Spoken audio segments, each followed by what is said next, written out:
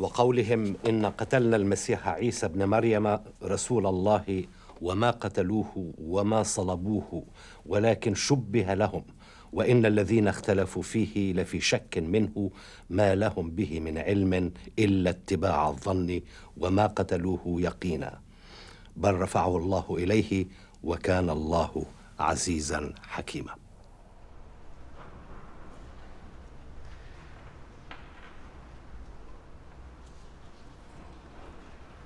Alors que le Coran n'est pas avare de précisions sur Jésus, la personne de Mahomet est très difficile à cerner.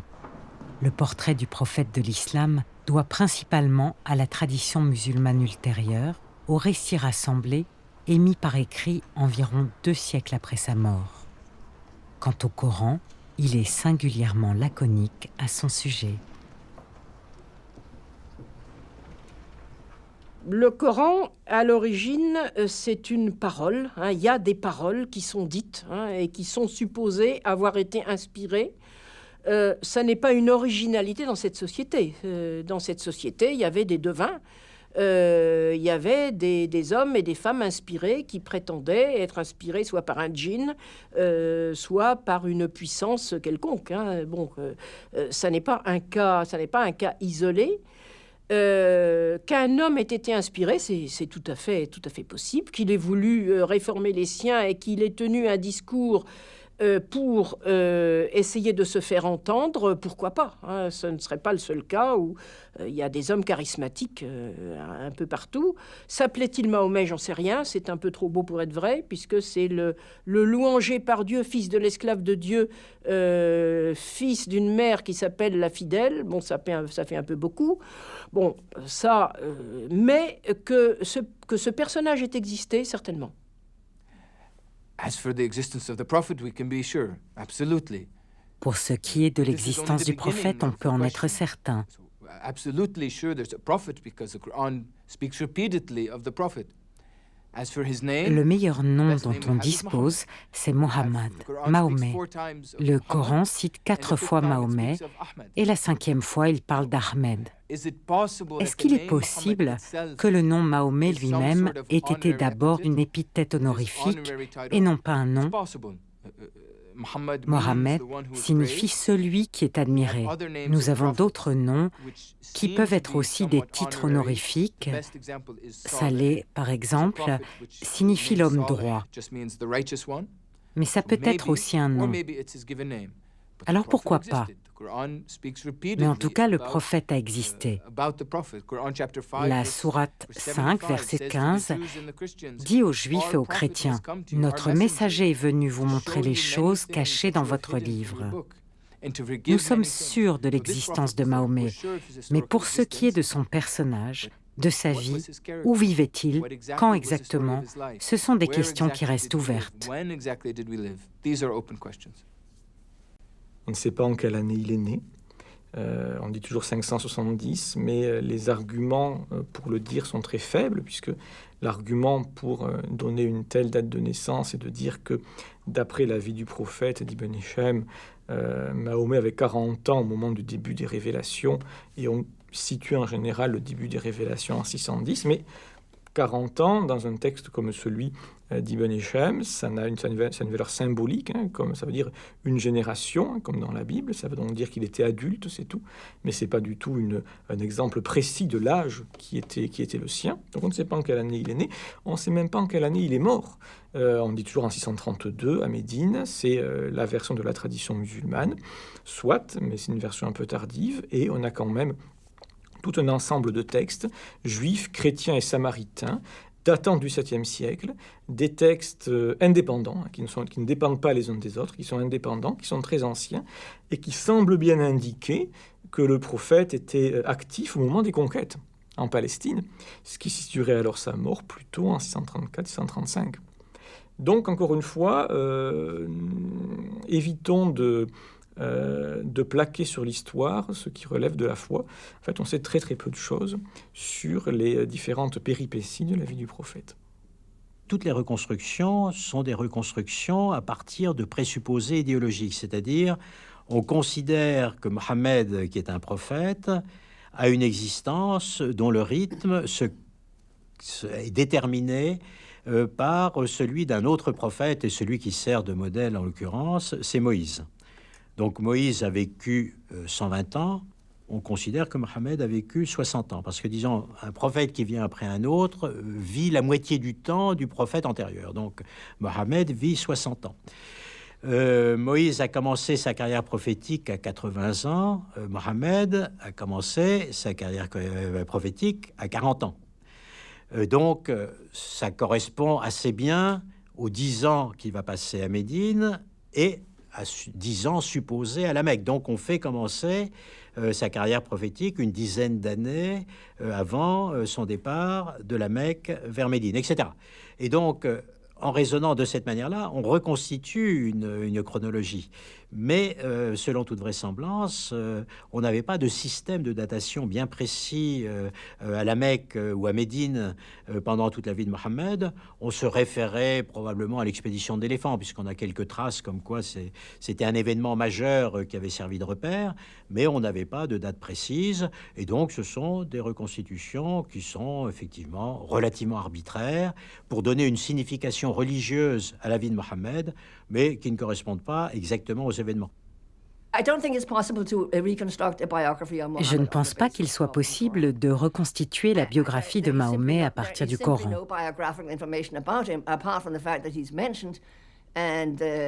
Il n'y a pas d'informations biographiques à son sujet. Alors sur quelle base s'appuyer ?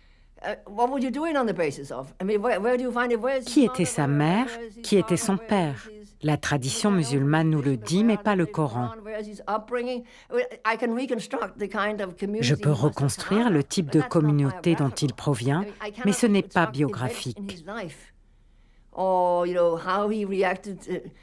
Ces réactions apparaissent dans le Coran, mais elles ne vous donneront pas une biographie.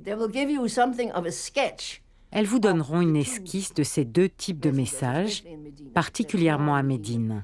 Si vous voulez écrire une biographie de Mahomet, il faut vous appuyer sur la tradition musulmane, mais ce n'est pas ce qu'on trouve dans le Coran.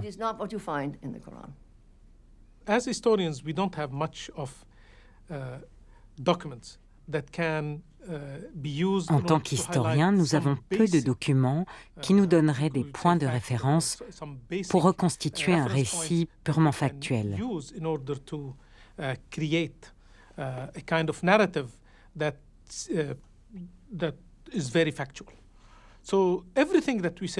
Tout ce que nous disons de la vie de Mahomet est largement spéculatif parce que son histoire est racontée très très tardivement.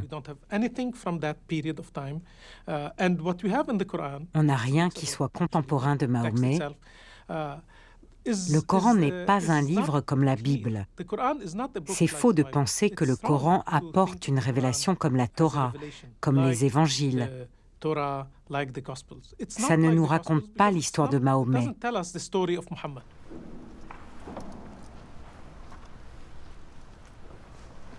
En dehors du Coran, les récits transmis par les auteurs de la tradition musulmane ultérieure, la sira, l'hagiobiographie du prophète et les hadiths, les recueils des paroles qui lui sont attribuées, demeurent donc les seules sources littéraires dont nous disposons. Sources délicates à utiliser pour reconstituer la vie de Mahomet sur un plan strictement historique. Le travail de l'exégèse de la grande tradition arabo-islamique va être justement de lever les ambiguïtés.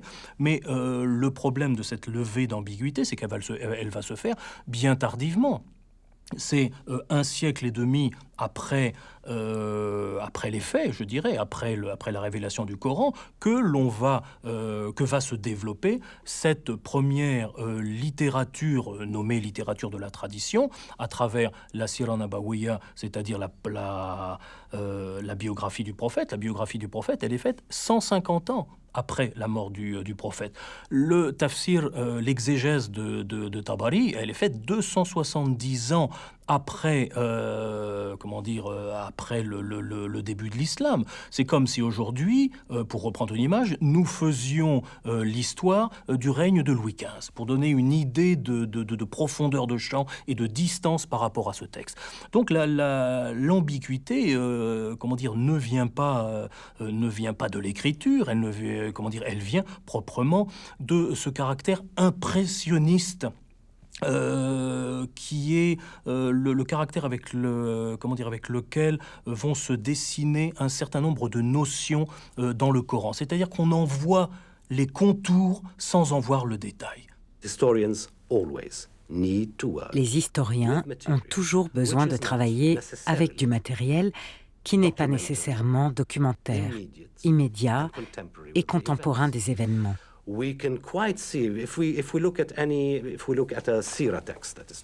nous regardons la Sira, la biographie du prophète, si nous voulons la réduire à des éléments narratifs et ensuite à des structures narratives parce qu'elles ont une certaine force discursive, nous pouvons ensuite juger de la vraisemblance ou du manque de fiabilité ou de probabilité des faits.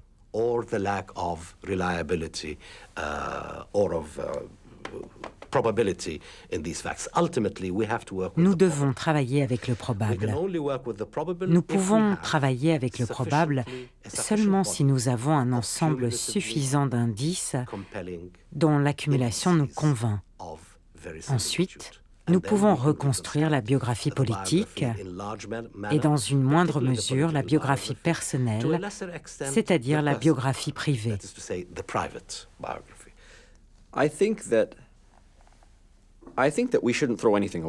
Je pense qu'il ne faut rien rejeter. En tant que spécialiste, il faut garder toutes les sources, toutes les ressources qui nous sont offertes. Le Coran est important, la Sira et le Hadith aussi. Donc pour avoir un portrait crédible du prophète de l'islam, plus nous avons de sources, mieux c'est. Je sais bien sûr que certains spécialistes ne font pas confiance à la Sira et au Hadith parce qu'ils apparaissent 1, 2 ou 3 siècles plus tard. Je ne crois pas que ce soit vrai.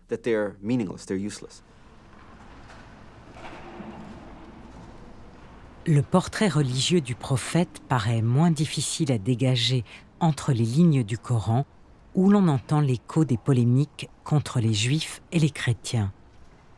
À la Mecque, qui semble alors la capitale du paganisme arabe, l'attraction que le monothéisme exerce sur Mahomet est indéniable.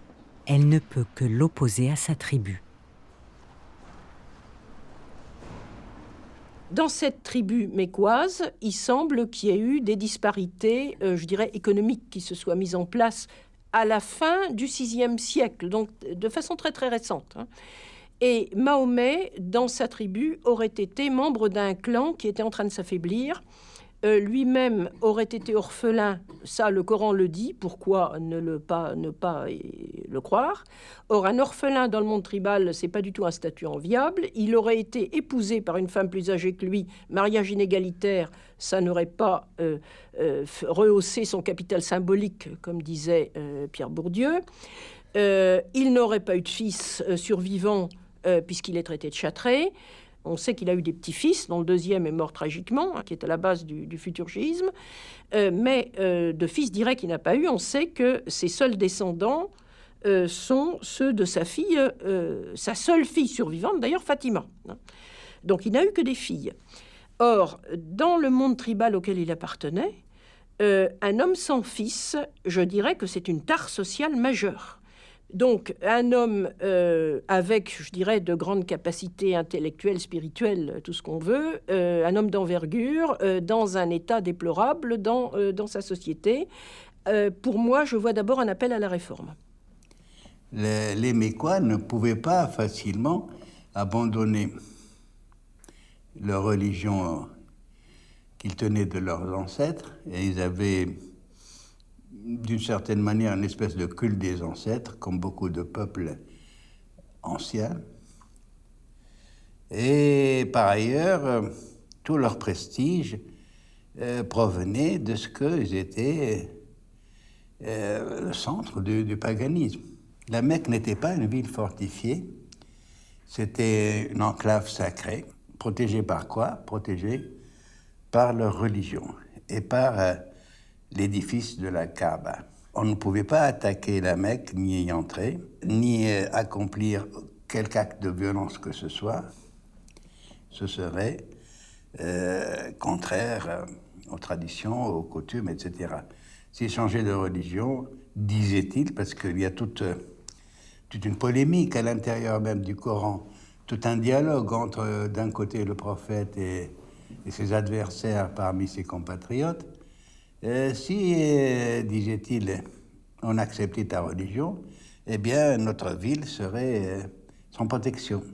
Et c'est dans ce centre par excellence du paganisme que s'est levée la prédication du prophète Mohammed, qui appelait à l'effacement du paganisme, sa destruction, carrément, et à son remplacement par une religion monothéiste dans la droite ligne des monothéismes du Proche-Orient, judaïsme et christianisme.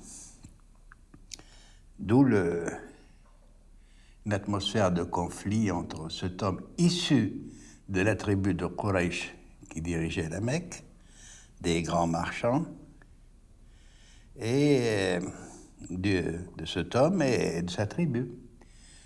C'est un peu comme si aujourd'hui, en plein Vatican, ou hier, en plein Vatican, quelqu'un se levait pour une réforme totale, radicale, de la religion chrétienne. À la Mecque, y avait-il des chrétiens, peut-être un esclave affranchi, y avait-il des juifs, en tout cas aucun groupe organisé d'une autre confession que les païens mécois. La Mecque était païenne.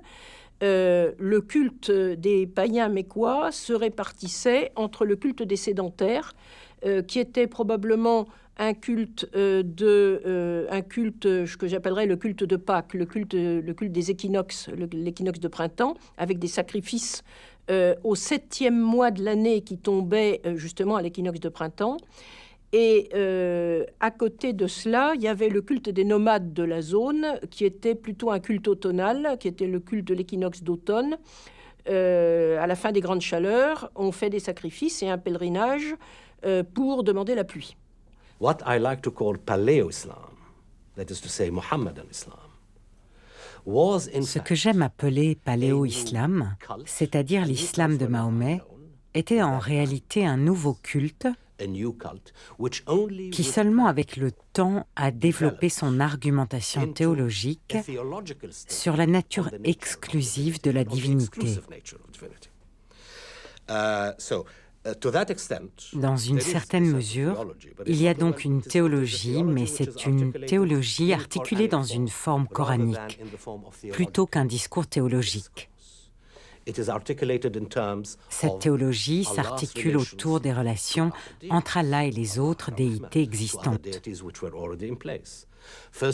Elle le fait tout d'abord en leur ôtant leur pouvoir, et ensuite en disant qu'elles ne sont que des idées chimériques et fantasmatiques.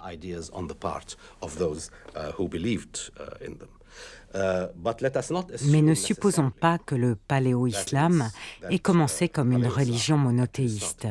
Il y avait une monolatrie, un culte privilégié, même à la Mecque.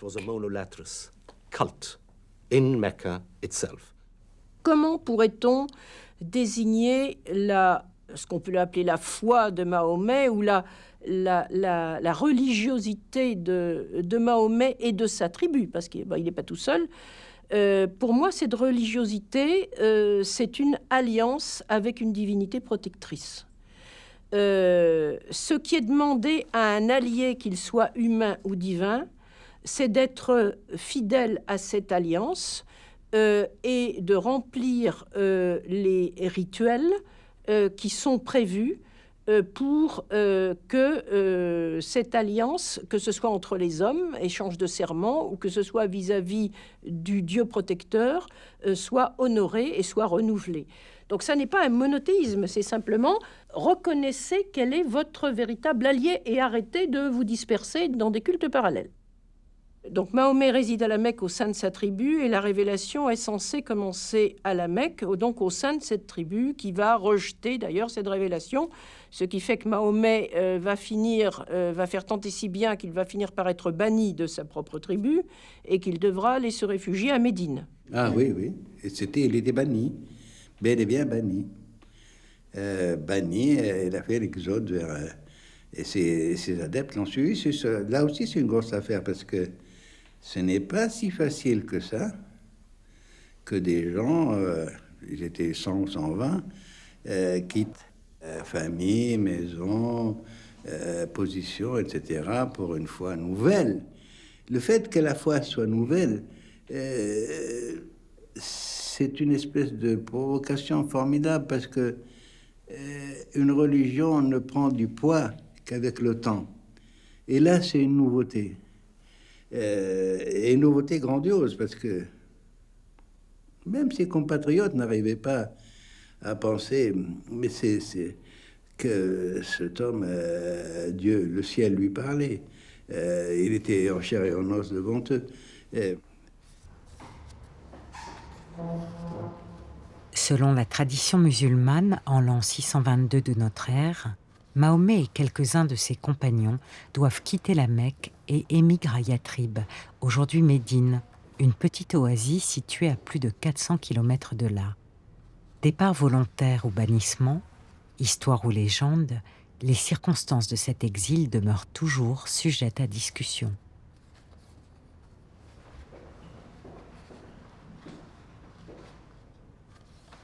Médine était une ville oasis qui était très divisée. Et les tribus étaient en conflit les unes avec les autres. Et depuis déjà quelques décennies. Et les plus sages d'entre eux pensaient qu'il leur faudrait bien quelqu'un qui mette de l'ordre, qui fasse un arbitrage. Et ils ont trouvé ce prophète étranger qui était aux abois chez lui, déjà presque, même pas presque entièrement soumis à une mesure d'éviction, de bannissement. Et donc les choses se sont bien arrangées parce qu'ils avaient besoin de cet arbitre. Ils sont entrés dans sa religion, pas tous encore une fois, et certainement pas les juifs. Et ils l'ont pris comme arbitre de leurs différends. Et le prophète, au départ, est devenu un arbitre de leurs différends. Il a résolu leurs problèmes. Et comment il a été résolu? Grâce à sa religion. Le problème de la violence intérieure, des vendettas, etc.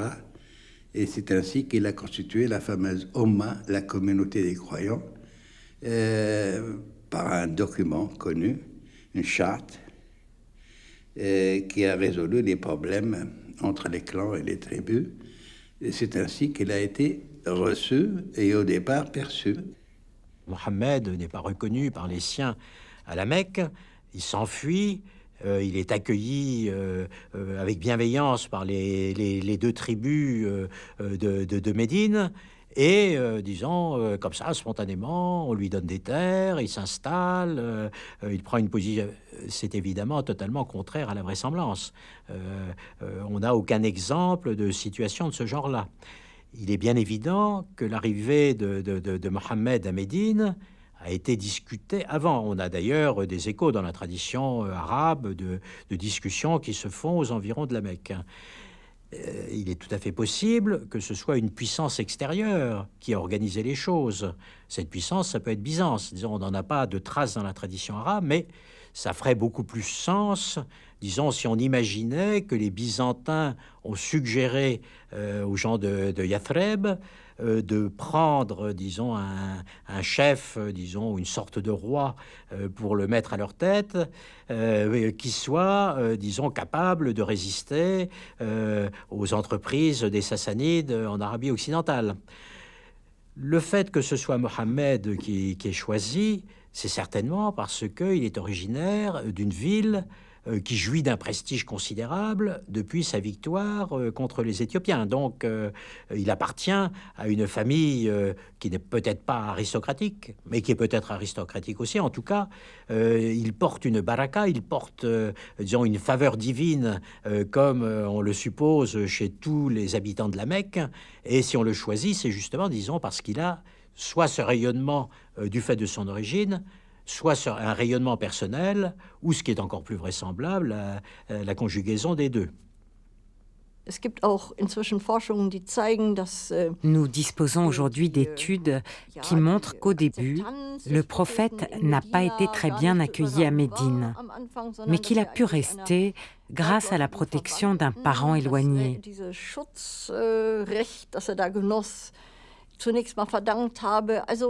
Cela a sans doute été un moment difficile, puisqu'il a dû quitter sa ville natale de nuit et qu'il a perdu du même coup ses ressources économiques pour émigrer dans une ville qui était structurée de façon très différente.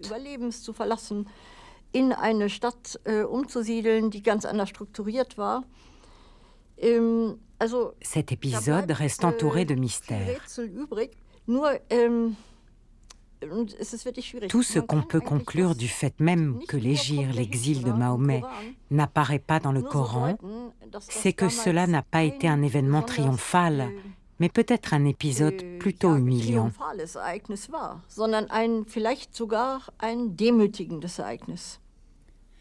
L'hégire est un élément symbolique d'une très grande importance, parce que c'est à ce moment-là que l'islam, après avoir été persécuté, humilié, restreint à un petit milieu d'une centaine de personnes, refusé par sa ville d'origine, c'est à ce moment-là qu'il s'est épanoui. Écoutez, le grand événement dans l'histoire du christianisme, c'est la crucifixion du Christ. C'est un événement primordial qui a été à la base de la fondation de cette religion. C'est clair. Et il y a toujours des événements, de grands événements. Dans le cas du Christ, c'était une crucifixion et la mort du juste, etc. Dans le cas du prophète, c'est l'expulsion du juste, de celui qui apporte la vérité, qui est sincère, qui lui a tout sacrifié. Le départ de Mahomet de la Mecque pour Médine fonde la chronologie de l'ère musulmane. Ce point de repère est capital pour la lecture du Coran. Il y a un avant et un après l'hégire. Dès les premiers siècles de l'islam, dans le souci de reconstituer la chronologie de la révélation, les exégètes se sont efforcés de distinguer les sourates mécoises, révélées à la Mecque, des sourates médinoises, révélées à Médine.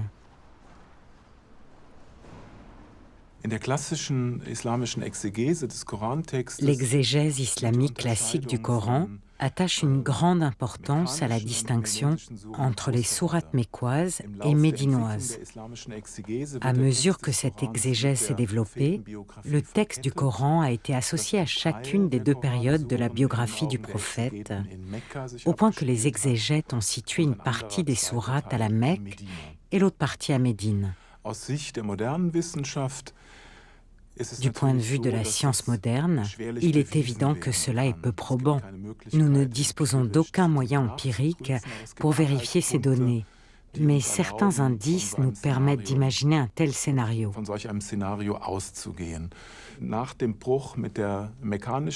Une fois quitté la Mecque, avec l'émergence d'un premier État autonome à Médine, le premier État musulman, de nouveaux thèmes se font jour. La législation de la communauté, le pragmatisme politique, les pourparlers avec les tribus arabes et juives de Médine, On voit émerger un univers qui correspond bien dans ses grands traits à ce qu'en dit la tradition musulmane.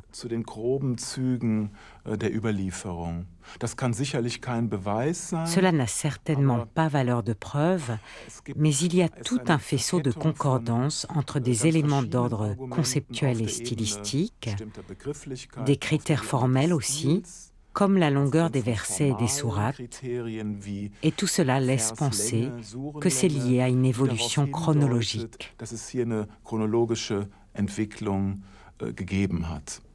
On ne peut pas lire le Coran comme on lit le journal. Comment procéder? Si je décide de privilégier le Coran plutôt que la tradition occidentale à laquelle j'appartiens, la tâche est ardue. Je ne pourrai jamais prouver que la première sourate est, mettons, la 102, en tout cas ni la 96, ni la 2.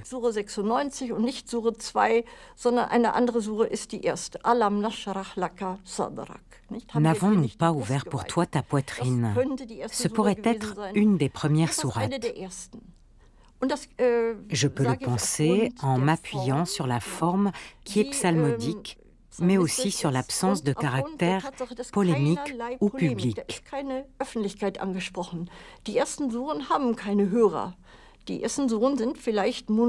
Les premières sourates sont des monologues du prophète avec son Dieu, qui auraient eu lieu en tête-à-tête sous l'inspiration divine.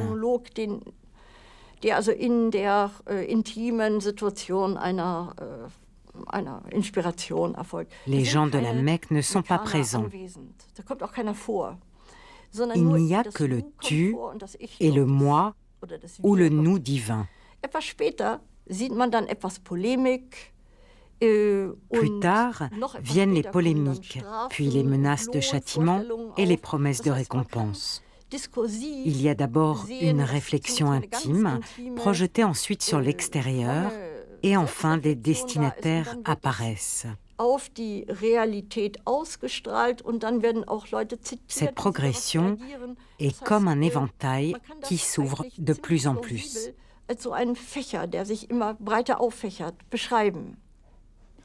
Alors, les outils sont de nature. Il y a d'une part des informations qui nous viennent par la tradition musulmane qui nous dit telle sourate a été révélée à tel endroit. Donc bon, on a un premier classement qui peut être pris comme point de départ.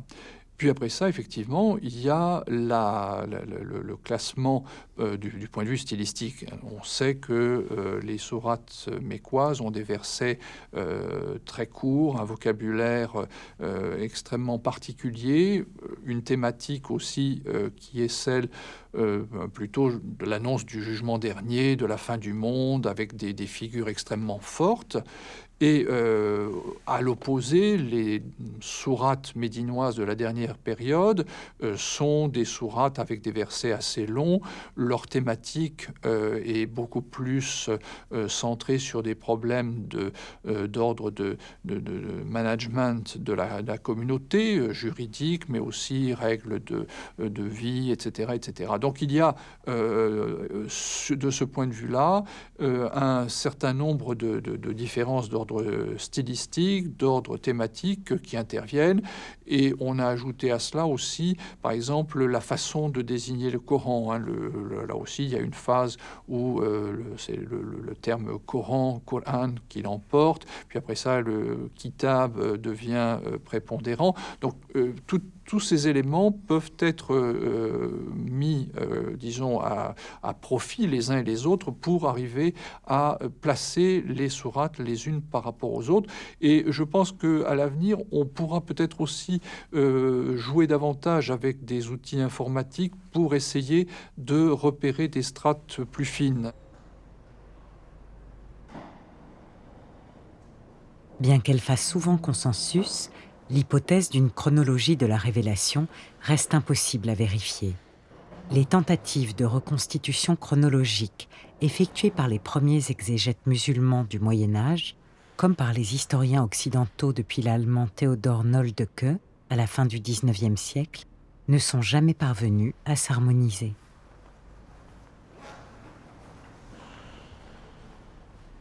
Au IVe siècle de l'Hégire, c'est-à-dire Xe siècle de l'ère chrétienne, Ibn al-Nadim, dans son livre Al-Fihrist, donne donc une liste, n'est-ce pas, des sourates, soi-disant dans l'ordre chronologique de la révélation. Alors, il donne plusieurs listes selon les recensions coraniques de plusieurs compagnons du prophète. Et ces listes-là sont extrêmement différentes. C'est-à-dire que déjà, dans l'entourage du prophète et parmi ses compagnons, nous avions un ordre chronologique différent de la révélation. Donc nous sommes au Xe siècle de l'ère chrétienne. Au XIVe, n'est-ce pas, c'est-à-dire 8e siècle de l'Hégire, au XIVe siècle, Az-Zarkashi, un autre savant du Coran, donne une autre liste, n'est-ce pas, un autre ordre chronologique de la révélation du prophète. Un siècle plus tard, au XVe siècle, Suyuti, encore un très grand savant, expert en sciences coraniques, donne encore un autre ordre des sourates coraniques, selon lui l'ordre chronologique. Donc, 10e, 14e jusqu'au 15e siècle de l'ère chrétienne, c'est-à-dire 9e et 10e siècle, nous avons des ordres différents. Encore une fois, comme ce qui s'est passé pour l'ordonnancement du Coran, la conclusion à tirer, c'est que les musulmans eux-mêmes avaient perdu, en quelque sorte, l'ordre historique, n'est-ce pas, la réalité historique et l'ordre chronologique de la révélation. À nous voir que les efforts entrepris par les musulmans de l'époque classique et par les chercheurs modernes, orientalistes ou autres, la plus complète dans ce sens-là est celle de Noldeke au XIXe siècle et avec ses élèves. Mais il y a eu des chercheurs musulmans également qui, depuis quelques années, ont fait beaucoup de recherches dans ce sens-là pour restituer la datation des sourates coraniques. Tous ces efforts ont abouti au même résultat, qu'il y a certaines sourates dont on est certain qu'ils appartiennent à la période mécoise. Il y a des sourates dont on est certain qu'ils appartiennent à la période médinoise, mais il y a également des sourates entières dont on ne sait pas si elles appartiennent à telle ou telle période. Si on ajoute à cela que beaucoup de versets de la période médinoise ont été inclus dans des sourates de la période mécoise et vice-versa, on voit que faire cette distinction, on ne voit pas sur quelle base la faire. La distinction entre sourates médinoises et mécoises part d'une conception, chronologique de la révélation et se base essentiellement sur ce que nous disposons comme information concernant cette chronologie de la révélation, c'est-à-dire la littérature des circonstances de la révélation. Il y a des savants orientalistes qui ont essayé d'établir une chronologie du Coran. Je pense que c'est une approche qui se défend, bien entendu, mais dont la valeur dépend de ce qu'on en fait. Je pense que le souci de lier toujours le texte coranique dans le moindre de ses détails à une réalité historique n'est pas forcément une entreprise productive du point de vue d'une étude historique du texte. Il n'est pas... le Coran n'est pas une source historique, à mon avis. C'est un texte sacré qui peut être lié à un contexte historique, mais dont la fonction n'est pas de décrire une réalité historique. Dans la tradition musulmane, les versets sont tous susceptibles d'être expliqués par une causalité entre un épisode X et un verset. Malheureusement, la littérature de la tradition musulmane qui traite justement de ces causes des révélations est, on le sait, une littérature qui a vu le jour après coup, et donc parfois on a le sentiment qu'on a je ne dis pas inventer un épisode, mais qu'on a peut-être un peu forcé la main à l'histoire pour dire « Ah, tiens, ce verset-là est arrivé à tel moment ».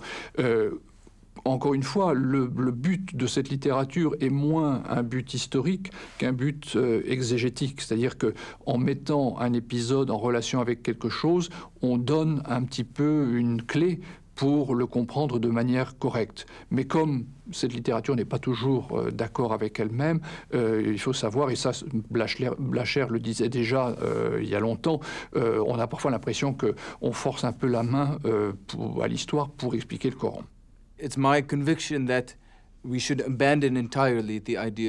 Ma conviction est qu'il faut complètement abandonner cette idée de chronologie. Je remarquerai d'abord que le Coran lui-même ne dit jamais que telle sourate est située à Médine ou telle autre à la Mecque.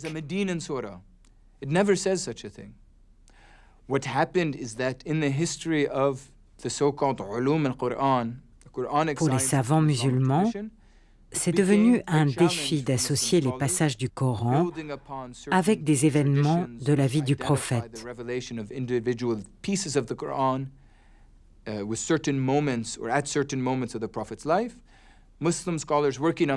Leurs concordances ont voulu établir ce lien et reclasser chronologiquement les sourates. Les plus célèbres sont celles d'Al-Suyuti et d'Al-Zarkashi. De leur côté, les chercheurs occidentaux ont fait pareil. Gustave Weil au début du XIXe siècle, puis le fameux Théodore Noldeke qui a écrit en latin une chronologie des sourates, traduite en allemand en 1860, l'histoire du Coran.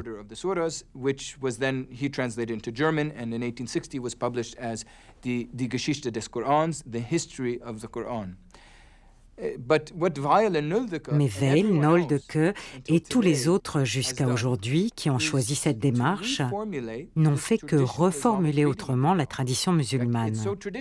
C'est même devenu la règle, dans les éditions religieuses actuelles du Coran, d'ajouter au début de chaque sourate le titre de la sourate, son numéro, le nombre de versets et son origine.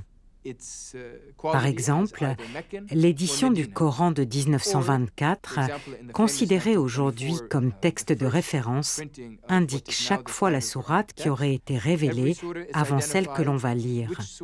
Donc c'est très traditionnaliste de suivre cette chronologie.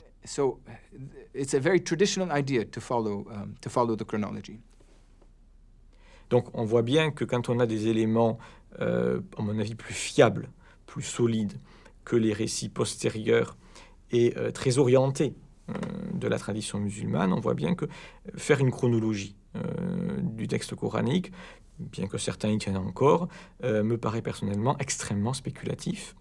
Et les cas, au contraire, où on peut dater tel ou tel passage ne correspondent absolument pas à ce que la chronologie traditionnelle en sourate mécoise ou médinoise nous indiquerait.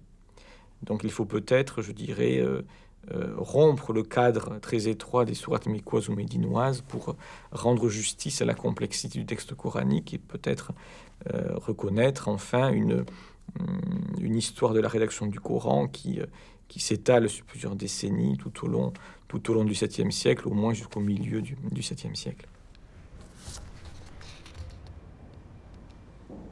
Pour les chercheurs comme pour les croyants, les sourates se présentent aujourd'hui selon un ordre qui résiste apparemment à toute logique, à tout classement chronologique.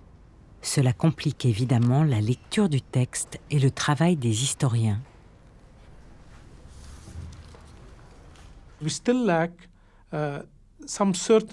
Nous manquons encore de certitude sur l'histoire de l'Arabie, sur l'histoire de la Mecque et de Médine, sur la vie de Mahomet lui-même. Ce qui nous donnerait des éléments pour reconstituer la chronologie de la révélation, pour établir et distinguer clairement la période mécoise et la période médinoise. Cela reste une hypothèse de travail qui ne peut être réfutée, sauf par des chercheurs qui manquent de sérieux. Mais il y a une différence entre dire cela et trancher définitivement entre les sourates mécoises et les médinoises. Certaines paraissent typiquement mécoises, d'autres typiquement médinoises. Mais au-delà de ce constat, la chronologie à l'intérieur de chacune des périodes nous reste inconnue.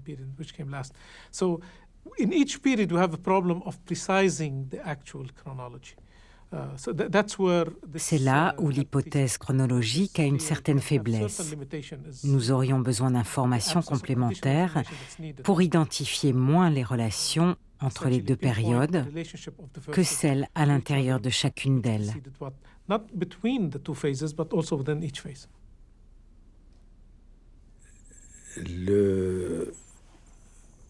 Le Coran n'a été réuni, c'est le terme qui a été employé, jama,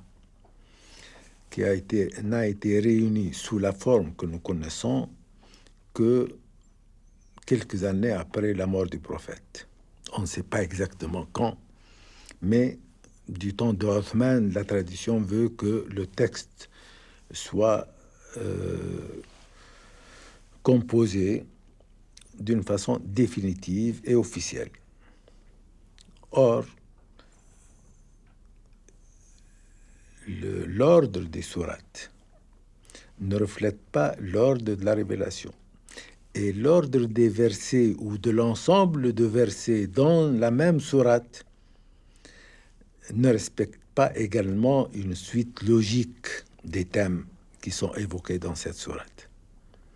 C'est pour cela que on ne peut que faire des hypothèses dans ce cas-là.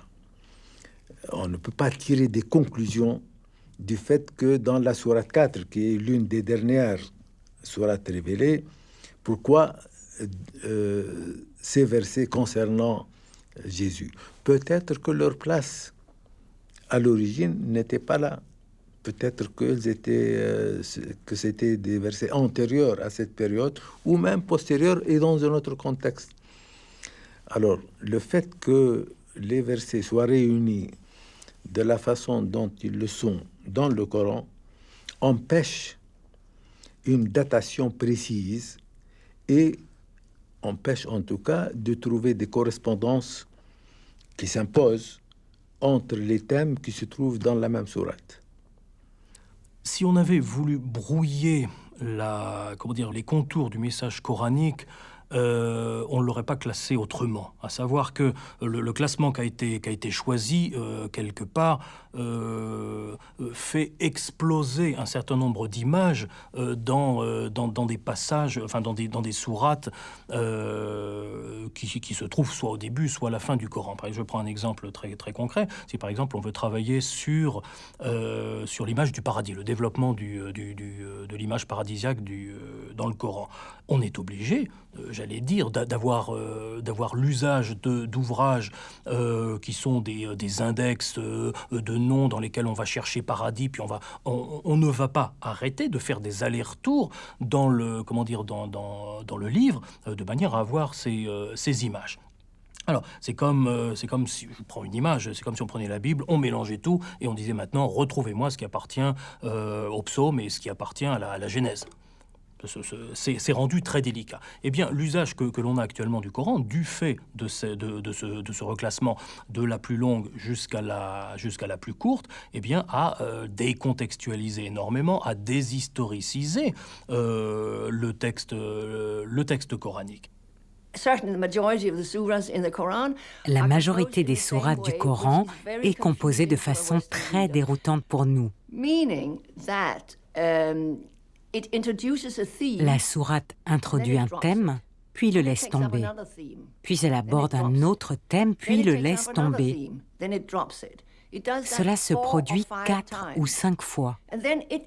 Et puis ça revient. Les thèmes sont repris plus tard, parfois dans un ordre arbitraire ou dans le même ordre. La première réaction d'un lecteur occidental, c'est de dire « Je n'y comprends rien, c'est la pagaille ». Mais ce n'est pas du tout vrai. Ce style était considéré comme le bon style à l'époque.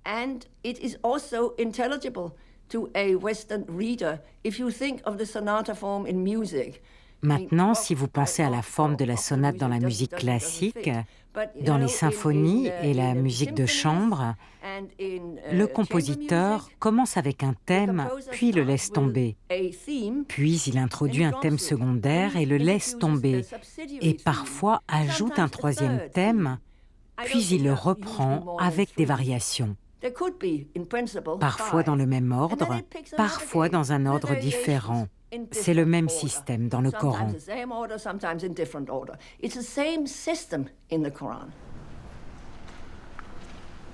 Le Coran rassemble 114 sourates, 114 chapitres, mais rien dans le texte n'indique selon quel ordre, où et à quelles occasions elles ont été révélées, écrites et publiées. La géographie de l'Arabie du temps du prophète et les événements historiques en sont curieusement absents, ce qui a conduit de nombreux chercheurs à considérer le Coran comme un texte sans contexte.